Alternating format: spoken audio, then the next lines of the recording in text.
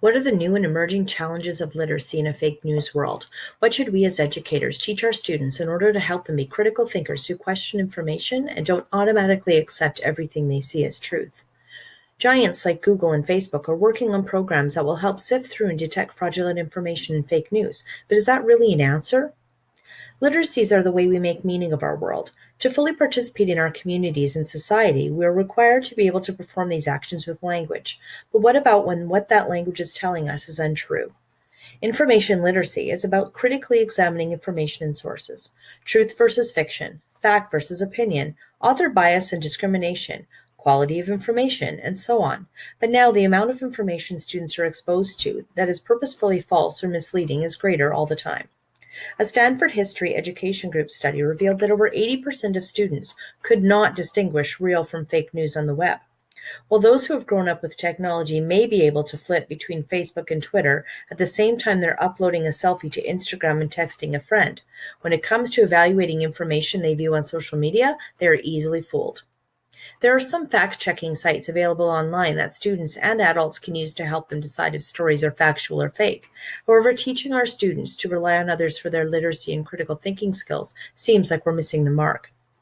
A quote from the Global Digital Citizen states, "When we talk about information fluency, we're talking about applying critical, analytical thinking to information. It means developing a mindset that encourages us not to take what we see online at face value." Daniel J. Levitin, PhD, says there are 7 things that will make you a better critical thinker. Don't believe it just because others do. Don't believe it because it has a fancy website, scientific terms, or equations. Don't reject a source that's occasionally wrong. Check for plausibility. Correlation is not causation. Check that the evidence supports the conclusion, and look for a control condition if applicable. There are a lot of videos online about the topic of fake news. Some would be very helpful for educators to use with students, but teachers should be cautioned that watching videos isn't enough. Information and media literacy are skills that need to be practiced and often.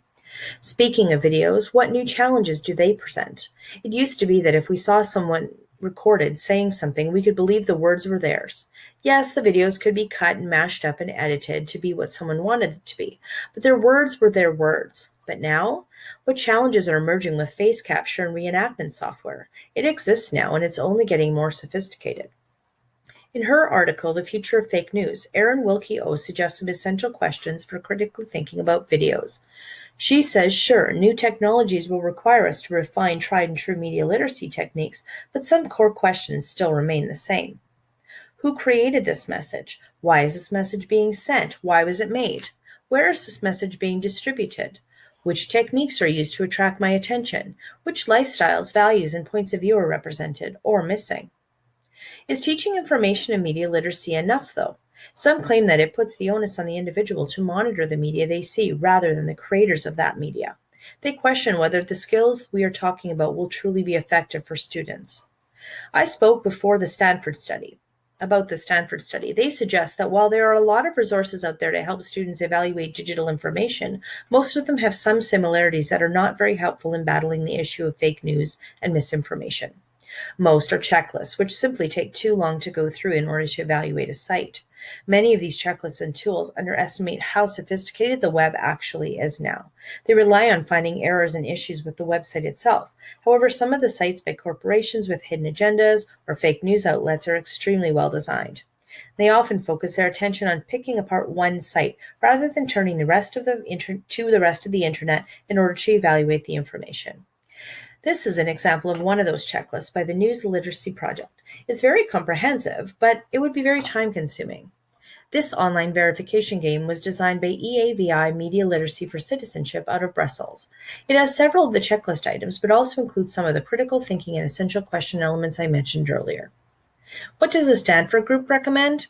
Teach students to read laterally, hopping off an unfamiliar site almost immediately, opening new tabs and investigating outside the site itself. Help students make smarter selections from search results. In an open search, the first site they click matters. Teach students that the higher up a result is does not mean it's more reliable. And teach students to use Wikipedia wisely. You read that right, Wikipedia. Students should learn about Wikipedia's standards of verifiability and investigate their talk pages. And my final thought. Thank you for listening. Created using Powtoon.